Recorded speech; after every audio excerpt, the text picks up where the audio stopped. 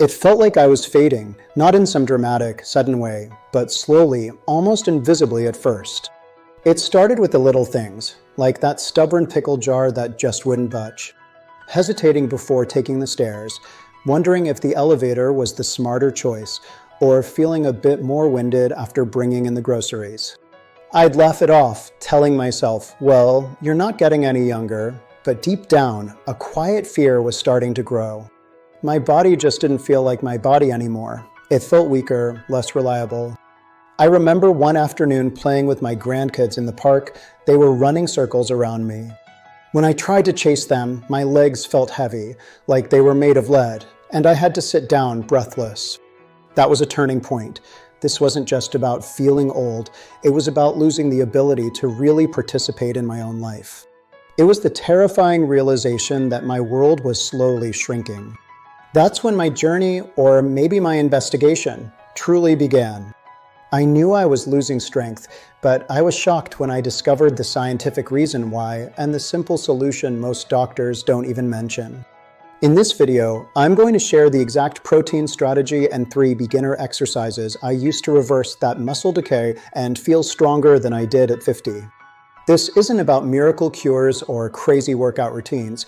It's about a fundamental shift in understanding how our bodies work after 60. It's about how we can give them exactly what they need to rebuild, reclaim, and rejuvenate. Stick with me, because what I'm about to share changed everything for me, and I truly believe it can do the same for you. So, before we get into the exercises, we have to talk about the why. Why does this happen? Why do we feel our strength just leaving us, sometimes at an alarming rate? The culprit has a medical name, but don't let it scare you. It's called sarcopenia. Sarcopenia is just the scientific term for the age-related loss of muscle, strength, and function.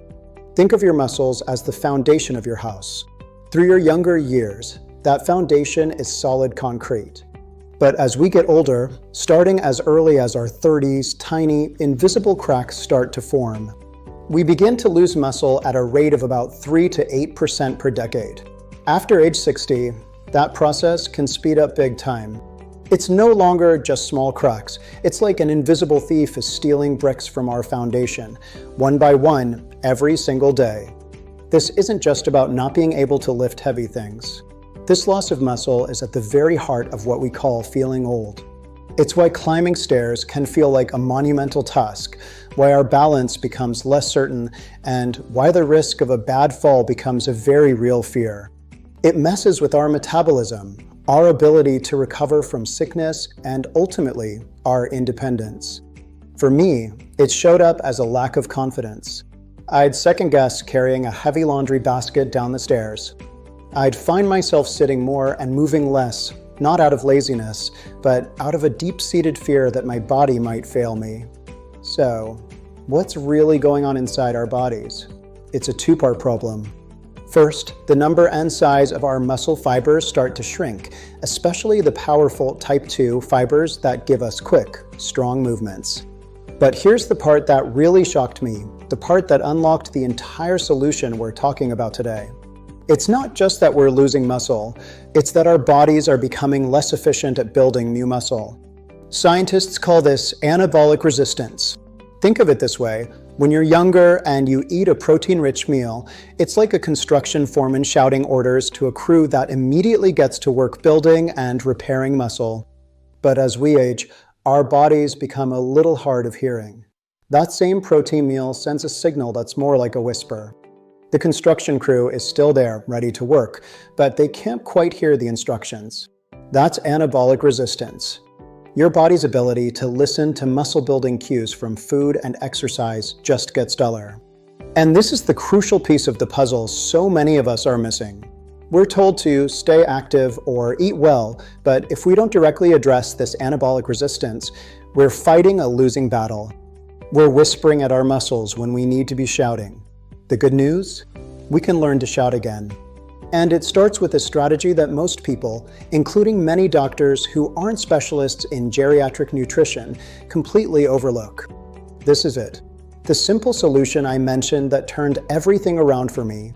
It's not a pill or some fancy supplement. It's a strategy. It's realizing that if our bodies are hard of hearing, we just have to speak more clearly and a lot more loudly. In food terms, that means we need more protein than we thought, and we need it in a smarter way. The standard recommendation for protein is about 0.8 grams per kilogram of body weight. For a 150-pound person, that's roughly 55 grams of protein a day. For decades, that's been the one-size-fits-all rule. But a mountain of recent evidence shows that this is simply not enough for adults over 60. To overcome that anabolic resistance, older adults don't just need the standard amount, they need a whole lot more. The new consensus among experts on aging is that adults over 60 should be aiming for 1.0 to 1.2 grams of protein per kilogram of body weight each day. For that same 150-pound person, that's a jump from 55 grams to between 68 and 82 grams daily. It might not sound like a huge difference, but to your muscles, it's the difference between a whisper and a clear command. One study on older women with sarcopenia found that boosting their protein to this 1.2 grams per kilogram level significantly improved their muscle strength and body composition compared to those who stuck with the old recommendation. It's the fuel your body is crying out for. But it's not just about how much you eat in a day. The timing is just as important. This was another light bulb moment for me. Most of us, myself included, tend to backload our protein. A little at breakfast, maybe a bit at lunch, and then a huge protein-packed dinner. That's like sending your construction crew one worker in the morning, another in the afternoon, and then the whole rest of the team right before quitting time. It's just not efficient. Research shows that to really maximize muscle building, we need to spread that protein intake evenly throughout the day. The goal is to get about 25 to 40 grams of high-quality protein with each meal, breakfast, lunch, and dinner. Hitting this target at each meal gives your body a consistent, powerful signal, keeping that muscle-building machinery switched on all day long. So, what does 25 to 30 grams of protein actually look like? It's easier than you think. A 4-ounce chicken breast has about 30 to 35 grams. A 6-ounce fillet of salmon has around 34 grams.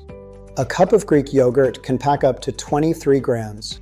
A cup of lentils has about 18 grams, and a cup of chickpeas has about 15 grams. 3 large eggs will get you about 18 grams of protein. My strategy became simple. I started my day with Greek yogurt or eggs instead of just toast. For lunch, I made sure to have a solid protein source like canned tuna, leftover grilled chicken, or a hearty bean salad. Dinner was usually pretty good, so I just made a few small tweaks. This wasn't a diet. It was just re-engineering my meals to give my body the tools it needed, right when it needed them. This is the protein strategy. It's not just about eating more protein, it's about eating enough protein and spreading it out to constantly fight back against anabolic resistance. This strategy lays the foundation. It provides the bricks and mortar. Now, let's talk about how to put that crew to work. Before we start, I want you to remember one thing. The mantra here is start slow and progress gradually. You don't need heavy weights or a gym membership. Resistance training is the single best way to tell your body to build muscle, and you can start right now in your living room with your own body weight and a sturdy chair. These 3 exercises are your pillars. They target the big, functional muscles that are most critical for your strength, balance, and independence. Pillar 1, the sit to stand. This is, hands down, the most important exercise for anyone over 60. Why? Because it directly trains the one move we do dozens of times a day, getting up. Getting out of a chair, off the toilet, out of the car. The muscles it strengthens, your quads, glutes, and hamstrings, are the powerhouse muscles for your mobility. When these are strong, your whole lower body is more stable and powerful. Here's how to do it safely. First, find a sturdy chair that won't slide. A dining room chair is usually perfect. Stand in front of it, feet about shoulder width apart. Now, cross your arms over your chest. This is important. It stops you from cheating by pushing off your legs. Start the move by pushing your hips back, like you're about to sit down. Keep your chest up and your back straight. Lower yourself until you gently tap the chair, but, and this is key, try not to put your full weight down. The moment you feel the seat, Immediately reverse the motion. Drive through your heels to stand back up. Squeeze your glutes at the top. That's 1 rep. Breathe in on the way down and breathe out as you push back up. For a beginner modification, if that's too tough at first, no problem. Start by sitting down completely. Then, just focus on standing back up without using your hands. Just practicing that is a huge win. Aim for 2 sets of 10 to 12 reps. Rest for 90 seconds between sets. As you get stronger, you can slow the movement down or eventually try it without the chair behind you. This one exercise is a direct investment in your freedom. Every single rep is a step away from struggling and a step towards effortless movement. Pillar 2, the wall push-up. We've worked the foundation. Now let's work on the upper body. Strength in your chest, shoulders, and arms is vital for pushing open a heavy door, lifting groceries, or, most importantly, being able to push yourself up if you ever have a fall. The wall push-up is the perfect way to build this strength without stressing your wrists. Here's the setup. Stand facing a solid wall. Place your hands on the wall, a little wider than your shoulders, at about chest height. Step back so your body is at a slight angle. The further back you step, the harder it gets, so start close. Your body should be a straight line from your head to your heels. Pull your belly button in and don't let your hips sag. Now, bend your elbows and slowly lower your chest towards the wall. Try to keep your elbows tucked in a bit, not flared way out to the sides. Go as far as you can comfortably. Then press firmly into the wall, thinking about pushing the wall away from you until you're back at the start. That's 1 rep. Breathe in as you lower yourself and a strong breath out as you push away. Aim for 2 sets of 10 to 15 reps. Rest for 90 seconds. To make it harder, just step your feet further from the wall. Now, before our final and arguably most important exercise for stability, I have to share the biggest mistake I made when I started. It's the mistake of inconsistency, which is usually born from doing way too much, too soon. In our excitement, we try to go from 0 to 100, working out every day until we're exhausted. This just leads to burnout and quitting. The key isn't intensity, it's consistency. Committing to these exercises just 2 or 3 times a week, every single week, is infinitely more powerful than 1 heroic week followed by 3 weeks of nothing. We're rebuilding a foundation, 1 brick, 1 workout at a time. Pillar 3, the seated single leg extension. Our final pillar is a subtle but incredibly powerful move. It isolates and strengthens your quadriceps, the big muscles on the front of your thighs. Strong quads are vital for stable knees, walking, and especially for climbing stairs. Weak quads can lead to an unsteady walk and knee pain. Here's how to do it. Sit tall on the edge of a sturdy chair, back straight. Your feet should be flat on the floor. You can hold the sides of the chair for a little extra stability. Focus on your right leg. Slowly and with total control, extend your leg straight out in front of you until it's parallel to the floor. Really squeeze the muscles on top of your thigh. Hold that straight leg position for a count of 2. Feel that muscle working? This pause is the magic. Don't just swing your leg up and down. Then, just as slowly, lower your foot back to the floor. That's 1 rep. Do all your reps on the right leg before switching to the left. Breathe out as you extend and squeeze, and breathe in as you slowly lower it back down. Aim for 2 sets of 12 to 15 reps on each leg. This exercise might look simple, but its effect on your walking stability and stair climbing power is profound. You can even do it while watching TV. It's the perfect, accessible move to complete our 3 pillars of strength. These 3 exercises, paired with the protein strategy, are a complete and powerful plan. I know it can feel like a lot to remember, so to make it as easy as possible for you to start today, I've put together a completely free, 1-page guide you can download and print. It summarizes the protein strategy and has clear instructions and pictures for all 3 exercises. You can stick it on your fridge as a daily reminder to invest in yourself. There's a link right in the description below where you can get it now. So, there you have it. The Invisible Thief, Sarcopenia, and our 2-part plan to fight back. First, you fuel the fight with the right protein strategy, 1.0 to 1.2 grams per kilogram of body weight, spread evenly through your day. And second, You start the fight with the 3 pillars of strength: the sit to stand, the wall push-up, and the seated leg extension. I can tell you from experience, the change doesn't happen overnight, but it absolutely happens. The first thing I noticed wasn't how I looked, but how I felt. The feeling of getting out of a low chair without making that little aloof sound.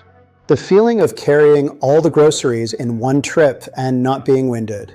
The feeling of seeing a flight of stairs and thinking, okay, let's do this, instead of searching for the elevator. This isn't about turning back the clock to when we were 20. It's about taking control of the clock right now. It's about making sure the incredible years we have ahead of us are lived in a body that's not a limitation, but a vehicle for a full, vibrant, and independent life. You have the knowledge, you have the plan. The power to rebuild is literally in your hands. Thanks for spending this time with me. If you found this helpful, please give it a thumbs up and think about subscribing for more no-nonsense advice on staying strong at any age. I'd love to hear from you in the comments. What's one thing you'd love to be able to do with more strength and confidence? Let's support each other on this journey. Now, go get started.